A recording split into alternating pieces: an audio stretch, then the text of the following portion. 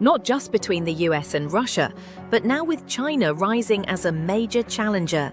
Alliances are shifting, military exercises are intensifying, secret deals are being made behind the scenes. Welcome to Insight 360. Today we break down a critical question. Is the world preparing for a second Cold War? This time it's not just about missiles or spies, it's about trade, technology, global influence and narrative control. Stay till the end because the answer may not be as simple as you think. The old Cold War was the US versus the USSR, but today it's more complex. The US, China and Russia are all positioning themselves for dominance.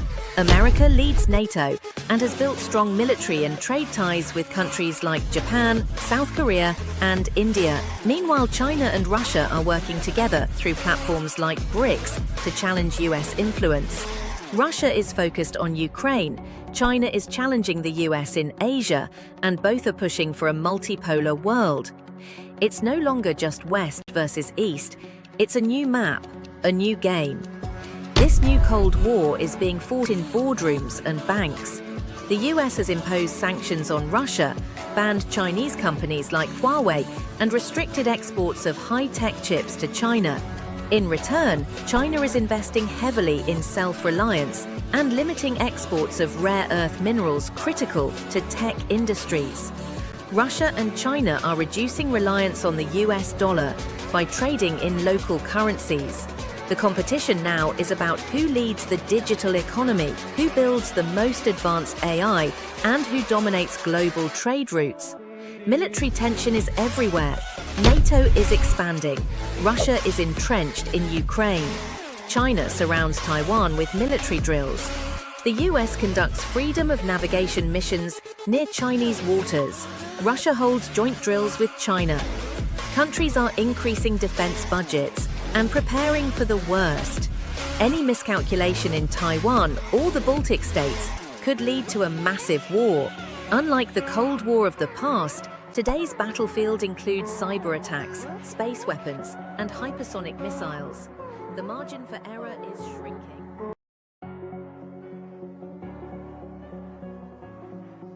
The battlefield today isn't just physical, it's digital. Cyber attacks on critical infrastructure, data theft and digital spying are routine. Russia is accused of election interference, China is blamed for hacking Western tech firms, and even the US conducts covert cyber operations. Propaganda has also gone digital.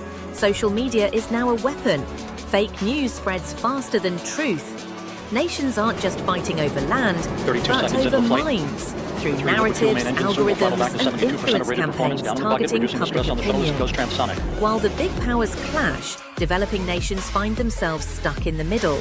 Countries in Africa, Southeast Asia, and Latin America don't want a new Cold War. They want investment, trade, climate action, and peace. But they're being forced to pick sides. India is trying to balance its relations with Russia and the West. Brazil and Indonesia want neutrality, yet pressure from both camps makes it harder. These nations could shape the future if only the superpowers would listen. So, are we in Cold War 2.0? In many ways, yes. Two rival camps, global tension, economic warfare, and ideological conflict all point toward a new Cold War. But it's different too. The world is now interconnected. Supply chains link rivals, economies depend on each other, and wars are not always declared. They're silent, digital, and economic. This isn't the Cold War of the past. It's something new, something more complex, and possibly more dangerous. What does this mean for us? It means we need to be informed. We need to question what we hear. We need to understand that global power games affect our lives, from prices at the pump to what we see online. This is Insight 360.